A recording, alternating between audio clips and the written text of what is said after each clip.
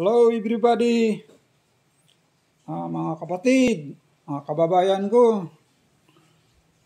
Magandang araw po sa inyong lahat dyan.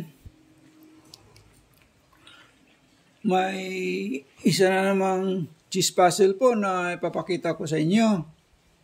Ito po siya. Sa loob lang ng dalawang tulak po ay mamatihin na itong block. Ang piyesa naman ng block ay mayroon siya isang bishop, may 3 pawn. Samantalang ang white, nandito yung king niya, may 2 rook, 2 pawn, 2 bishop, nandito yung queen. Ganyan po siya. Sa loob lang ng 2 tulak ay mamatihin itong block. Ganyan po siya.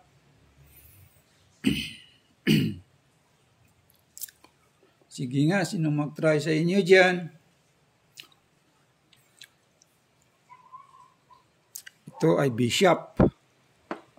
3 pawn. Sige nga, sinong mag-try sa inyo dyan? Ganyan po siya. Ganyan.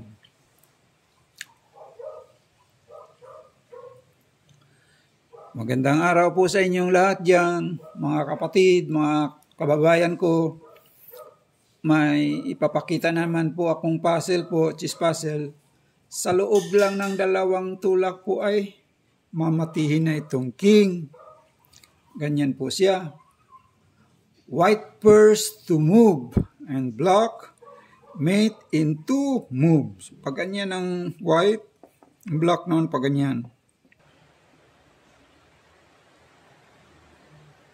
Pupunta lang siya dito. Wala ding mati dyan.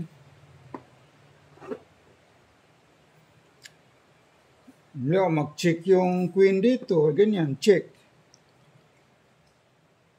Pwede siyang pupunta dito. Mag-check naman siya dito. Pupunta siya dito.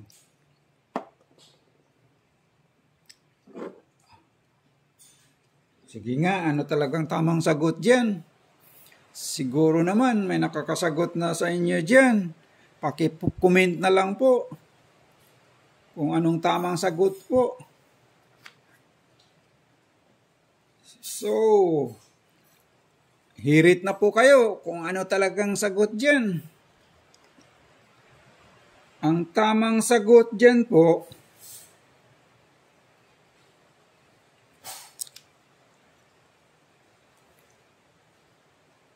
dito lang itong queen lang po, pero hindi siya mag-check. Queen D2. That is the right move. That is the right move po. Halimbawa, kainin niya ganun. Kainin niya yung pawn. Yun. Dito naman ako mag-check.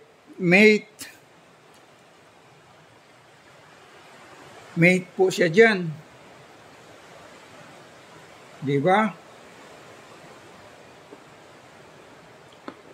Halimbawa, dito po siya. Itong king, dito siya, gago. Dito naman ako mag-check, mate siya. O mate siya. Diba?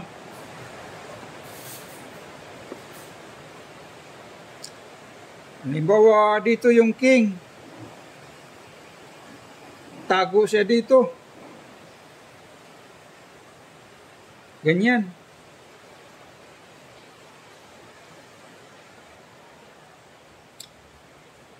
Kung dyan siya, ganon din. Checkmate pa rin. Checkmate pa rin. Checkmate pa rin. Diba? So, dito lang tayo nagtapos. Maraming salamat po. Thank you very much po. Thank you sa panonood. Thank you po.